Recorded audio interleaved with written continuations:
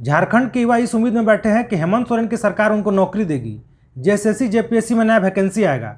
लेकिन हेमंत सोरेन की सरकार झारखंड के युवाओं के पीठ में खंजर भोंकने का काम कर रही है, उनके साथ विश्वासघात करने का काम कर रही है। नया वैकेंसी तो छोड़ दीजिए, 8 अप्रैल को मंगलवार को हेमंत सोरेन की अध्यक्षता में कैबिनेट बैठक हुआ और कैबिनेट बैठक में निर्णय हुआ कि टीजीटी पीजीटी शिक्षक के 8900 पदों को सरेंडर कर दिया जाए। मतलब इतना पद को खत्म कर दिया गया, प्रत्यर्पण कर दिया गया। और बस इतना ही नहीं, जो नया पद सृजित किया गया है उसका सैलरी भी कम कर दिया गया। कैबिनेट बैठक में क्या निर्णय हुआ, आगे डिटेल में चर्चा करते हैं। और हेमंत सोरेन की सरकार झारखंड के युवाओं को कैसे ठगने का काम कर रही है, उनको बर्बाद करने का काम कर रही है, उनके भविष्य के साथ खेल रही है, इसके बारे में भी आगे थोड़ा चर्चा करते हैं। आपको पता है कि काफ़ी समय से टीजीटी का वैकेंसी नहीं आया है। पीजीटी का वैकेंसी तो आया था, लेकिन टीजीटी का वैकेंसी काफ़ी समय से नहीं आया झारखंड में। और काफ़ी लोग इंतजार कर रहे हैं कि टीजीटी का वैकेंसी आएगा, और वैकेंसी आएगा तो काफ़ी संख्या में आएगा, क्योंकि जब इतने साल बाद टीजीटी का वैकेंसी आना है तो स्वाभाविक है कि सब लोग यही उम्मीद करेंगे कि ज़्यादा संख्या में वैकेंसी आएगा। लेकिन अचानक क्या होता है कि 8 अप्रैल को मंगलवार को हेमंत सोरेन की सरकार कैबिनेट में फैसला लेती है कि टीजीटी पीजीटी शिक्षक के 8900 पदों को सरेंडर कर दिया जाएगा, यानी प्रत्यर्पण कर दिया जाएगा। इतना पद खत्म हो जाएगा, आगे इतने पदों पर कभी वैकेंसी नहीं आएगी। और कैबिनेट बैठक में यह भी निर्णय हुआ कि 9वीं क्लास से 12वीं क्लास तक के पढ़ाने के लिए शिक्षक का एक नया पद सृजित किया जाएगा और उनका नाम होगा माध्यमिक आचार्य। मतलब अब 9वीं से 12वीं तक के शिक्षक की नियुक्ति होगी तो उसका एक नया नाम होगा माध्यमिक आचार्य।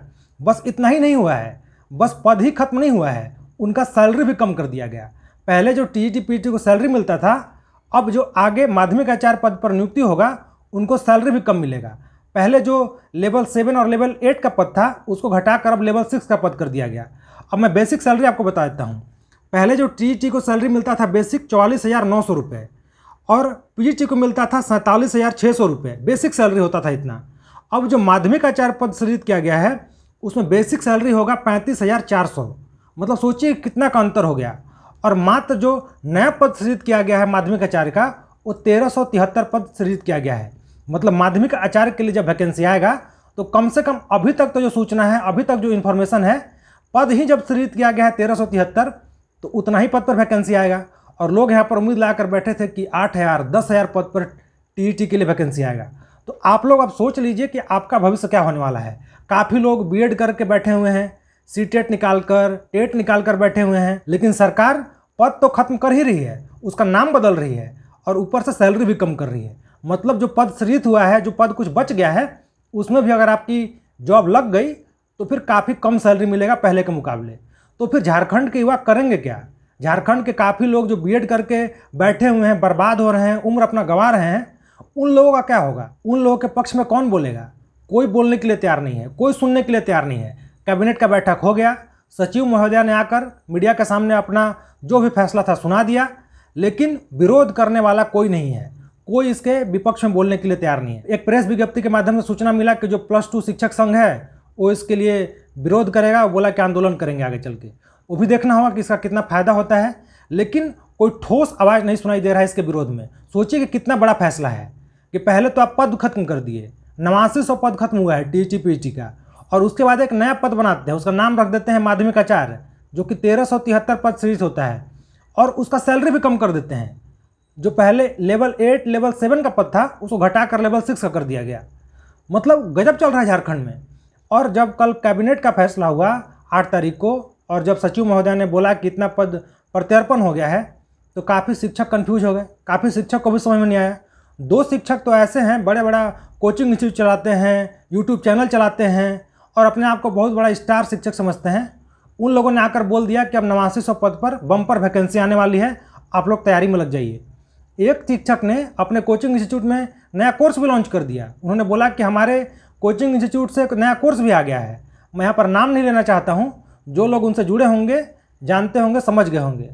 सोचिए कि पढ़ाने वाले का ये हाल है तो उनसे पढ़ने वालों का क्या हाल होगा, भगवान ही जाने।